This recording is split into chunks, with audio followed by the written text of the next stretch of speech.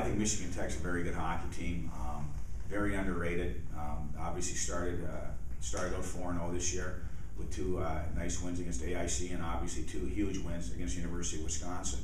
Tech was a team last year that lost a lot of one-goal games, had a lot of injuries, and again this year, new coaching staff, a lot of newfound energy with the players, and new energy with the new coaching staff has really elevated their play. And it's not surprising to the coaches in the WCHA. They have some talent. They have a lot of talent up front. They're 3 lines deep. Brett Olson didn't play a lot last year. He's back, and he's a heck of a player. And Jordan Baker, also a heck of a player, didn't play last year. Ryan Fern's now a sophomore. Jacob Johnstone's a sophomore. They brought a really excellent freshman class, and a kid like Tanner Carroll, who's he's from the Houghton area, played at Fargo in the USHL, is really hot so far. So they're very good up front, and so this start does not surprise me at all, because again, we all felt that this is a team that's going to definitely make some strides this year. They played more of a 200-foot game under Coach Pearson than they did before, and so they're going to open it up a little bit. Can you talk a little bit about last weekend, Colorado College, and I mean, no points on the weekend, but Saturday you guys seem to have it and have a good grasp of the game there, but it just didn't work out. Yeah, what happened is the cream rose to the top with Jaden Schwartz, and I'm not going to say he's the best player in the country, but he's one of the top probably 3 or 4 players in the country, and he just took over, and he was just a threat every time he was on the ice.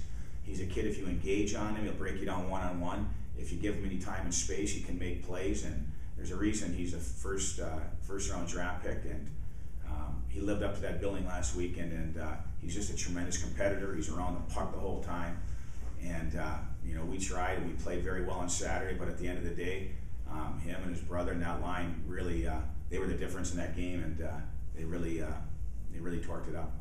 Well, first off, special teams are always going to be a roller coaster all year. So one game can be very good, but I've been in college hockey long enough where you don't get too don't get too excited when things are going well, but don't get too frustrated when things aren't going well, because again, that's the power play, and it's always going to be hit and miss. And take a look in the NHL, college hockey, doesn't matter. Everybody's going to go through some good times and bad times. And last weekend we were very effective on Saturday night. We had 3 power play goals, and they were nice goals.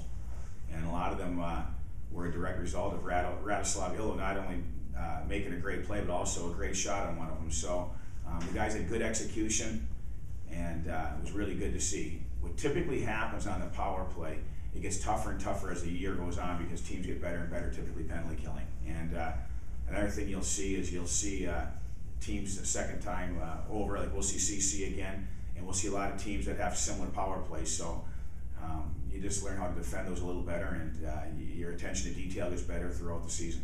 No, we still are changing lines up. We're just trying to find some continuity right now, and that's the biggest thing, is just trying to find a good mix, and that's been the most difficult part so far in the early going, is just trying to find good chemistry amongst the lines, and try to find a skill guy and a shooter and an energy guy, and you try to you know what you want out of your line combinations, but it's easier said than done.